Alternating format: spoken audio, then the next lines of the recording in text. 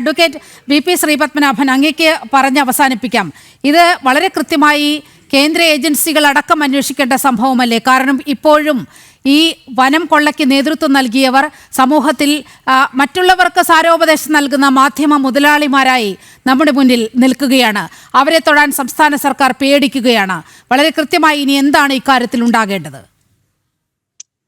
അല്ല, ഞാൻ തിരിച്ചൊരു ചോദ്യം ചോദിക്കട്ടെ.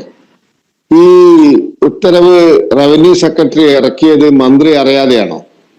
സർക്കാർ അറിയാതെയാണോ? അങ്ങനെ വിശ്വസിക്കണോ? അങ്ങനെ ഈ കേരളത്തിലെ ചോറ് തിന്നുന്ന മലയാളികൾ വിശ്വസിക്കണോ? എന്തായി പറയുന്നത്?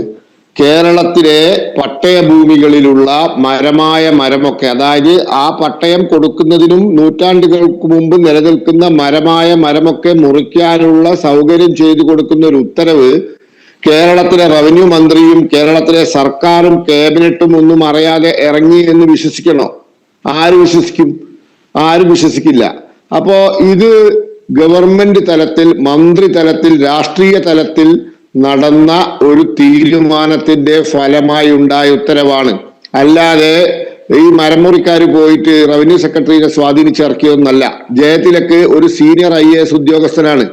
ഏതെങ്കിലും ഒരു മരമുറിക്കാരൻ വന്ന് പറഞ്ഞാലോ സ്വാധീനിച്ചാലോ ഒന്നും സ്വാധീനത്തിന് വഴങ്ങി അങ്ങനെ ഒരു ഉത്തരവ് ഇറക്കുമെന്ന് ഞാൻ വിശ്വസിക്കുന്നില്ല. ഇത് പൊളിറ്റിക്കൽ പ്രഷറുണ്ട്, രാഷ്ട്രീയ സമ്മർദ്ദമുണ്ട്. അതുകൊണ്ട് മാത്രം അങ്ങോട്ടിറക്കിയ ഉത്തരവാണെന്ന് വിശ്വസിക്കാവുന്നതാണ് യുക്തം. അതാണ് യുക്തി എന്നാണ് എനിക്ക് തോന്നുന്നത്.